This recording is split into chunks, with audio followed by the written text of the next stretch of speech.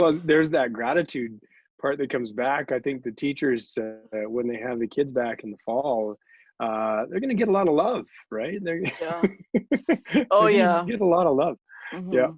they're Yeah, definitely going to hear it. So, yeah, there's a huge shift in perspective of what teachers do, right? yeah, So it yeah. is, I agree that it will be beneficial for teachers. I know I'm Phil in love, and I really appreciate that they're going easy, right? My first Mm, personality go to is like, why is this so easy and this is irritating, and how are we mm, ever going to raise strong children if this is easy? But then the other part of me is like, thank you for going easy on us because this is mm, unique, and I don't mm. think I could handle the added stress, so then I'm sure my kid can't handle the added stress as well. So they've done a good job in recognizing that. We've come a long way as a society, I think. Like, had this pandemic happened, even 2 decades ago, Matt, Mhm, I think they would have been like on task, things would have been higher stress, that type of thing. So I mhm, think we're very lucky. mhm. That's something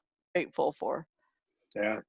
Well, Hmm. and I think when you look at the how people are reaching others, that's something that, we think about how poor and how bad, and how negative, we can look at technology and we can look at the internet and we can look at how it influences. And, I think there's all or nothing thinking applied to that is really poor. And yet, I've had clients that are connecting with people that they haven't spoken to in decades, right? And they've Hmm. reached out to people and they've had great conversations with that they're re-engaging with these social supports. And they're not everybody sitting down and analyzing like, well, that human interaction was very positive. Like, no, they just come out and they go, it felt great to talk to them. Like, Hmm. I want to keep doing that, right? Yeah. And that's the whole idea of gratitude, is that we have access to something, and Hmm. and I think you made a great comment. Like, it still needs to be regulated in how we use technology. And especially at this time, it kind of bridges to that other topic we're going to look at Yes. too. But there are real positives. And I think one thing, well, three things I think of when you pose that one question around kids and technology is: number one, kids have the ability to reach out through FaceTime or Zoom or other ways. Hmm. However, number two, they're also realizing there's a difference now between this and being with their friends. Hmm. And this might be the earliest that kind of awareness kind of comes in, because it's always just been there, right? And number three, I think there's an appreciation for the connectedness that they have with their teachers, because right now it's really just about content. Hmm. And they're usually not as excited about content unless it's content they already enjoy.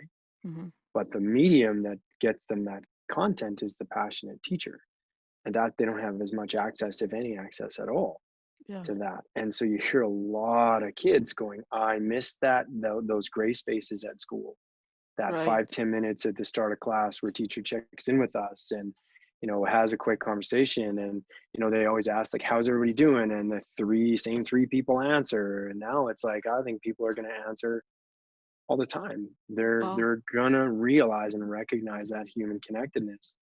So when I think about kids and technology, they're using technology to reach out to friends, and they have access to it, but they're also noticing a difference, Hmm. that it isn't the same as being with them, being present with them, Right. Like right? even And this whole generation that's that I as they meit's move that's forward, huge. That's this huge. blip, it'll be Yeah, interesting to follow that them is a and see the huge benefits. benefit that, And it'll be you know, interesting to we'll see see. articles for decades to Hmm. come, I'm sure, on, changes of behavior and paradigm Hmm. shifts. Definitely. So for those kids that like, because a lot of kids have both parents that are still working, right? Hmm. So Hmm. a lot of kids are at Hmm. home with a lot of extra hours. So we're looking at Hmm. 8 hours, 10 hours on their machines. And, Hmm. I'm guilty as well because, I get so busy. I sit on Hmm. boards too. And so I'm still working till 5 and then I have evening stuff. And as long as they get exercise in the day, I find myself justifying that things are okay Hmm. because what do I say? Get in front of the TV? what are my Mm. other options? I'm not going to do cartwheels with my kid all day long. Like, I'm not a cruise ship entertainer. Like, figure this out. And I'm justifying things, but you know, the amount of time on our electronics have increased significantly. Is this going to be something that they'll be able to turn off and switch? And is it going to have a huge impact on them? Like, am I killing his brain? You know, there's all that stress too. Mhm. So Mhm. I don't know how to manage that, because you're right, they get addicted to them because there's that dopamine rush. But so then you are punished when they're Mhm. not on those machines, right? Mhm. And for parents that are full on still, it's hard to balance that. Mhm. Yeah, I've found that while the idea, like, to generalize to all kind of kids or lots of kids on technology, lots of screen time, those kinds of things, I really do believe that breaks down to kind of a study of one. I'm a humanist at heart, and so it's to help that person understand what does it look like before it has to happen, rather than, all of a sudden saying to someone, nope, okay, no more screen time, or 1 hour a day, we're going to try to control something. If you do that in an organization, if you come in with a sweeping change, you immediately get resistance no matter what. So even as adults, we understand, but we don't always apply because we have control as a parent. And when we look at it in our own worlds, we have some perspective for how it might look in their worlds. They've had a great deal of autonomy, and Mm-hmm. as a result of having a great deal of autonomy, they've used resources that are to their, to their best of their abilities and to their means, and they've excited about. And, well, I'm done my homework is an excuse. And, this might be time for how fast people are getting homework done, just for the sheer interest of being able to game for 4 hours or 5 hours, Mm-hmm. right? Mm-hmm. And Yep, so you're totally. really taking away the very reward that they're striving for, and they're proving that they can do something very quickly. Did they get anything from the homework, learning, blah, blah, blah, irrelevant at this time. But what I think has to happen is, when change is, what's change going to look like? When is it going to happen? So that someone can prepare for, what else could I be doing at that time? And this is sort of targeting your kind of 13 to 18-year-olds, right? 17, 18-year-olds, Mm-hmm. because those are the ones that can sort of perspective take in the moment, say like, yeah, I know this isn't good, but I'm not going to change it, right? They'll Right. have some perspective. Younger kids aren't necessarily going to have perspective. If they've been 10 or 11 years old and they've been gaming for 6 hours, there's your potentially explosive situation, but then I'm going to resist and fight back against the resistance. So I think number one thing is with any kids is just like boundaries and starting to plan, what's it going to look like. When do you want to begin this? What else can we do? Let's sit down and make a list for this, Mm-hmm. right? And so it's not a threat that this is going to happen, but there's a plan for it. Okay, you chose these 6 items. What do you think you're going to do instead of that hour of being on your iPad or being gaming or something like that? So, it's I feel like it's a respectful transition, and it's a Mm-hmm. process that honors their cognition and awareness for themselves in relation to what they're doing. It allows them to have some perspective of maybe what they feel like without it, so that it's not someone imposing it. If I, Right. I come over and, I say to my son all the time, like, I really struggle with what technology does to his mind. Mm-hmm.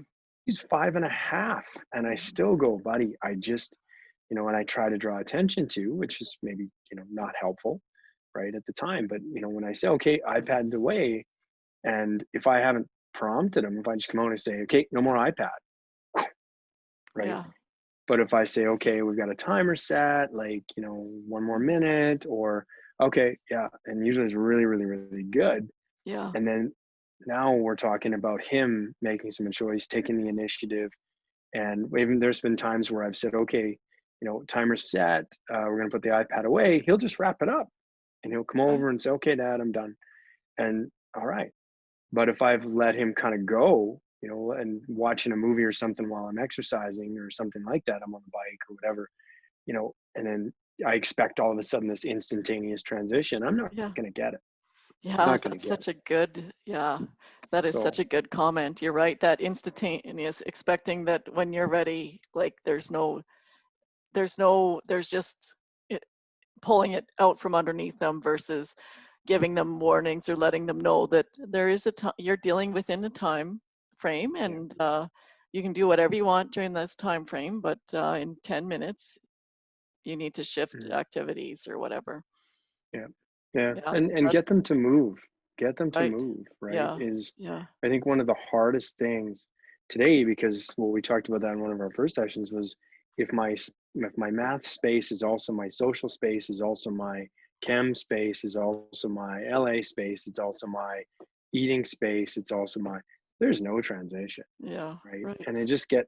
just balled in So and physically move with your physically transitions. moving with Yeah, the transition. It's yeah, like, you have a place for the iPad or whatever it is, then make sure it's a place that they gotta move to go and put it away, and then they can move to whatever item or object or activity they're gonna do or use right afterwards. If they go to the paints or, go and do cartwheels with their mom for 3 hours, right. um, those kinds of things. But Yeah, at least there's a choice, there's a spot for them to transition, or there's a way for them to transition, and there's a way for them to move yeah, that's great their body. advice. Absolutely, because Yeah, I think that as parents, you just get used to dropping the hammer, and transition means a lot for kids because they do feel like they have more control over that, right? And yeah. it's not as jarring too. Like, just think of me, if somebody came in right now and demanded my attention, and I'm in the middle of a conversation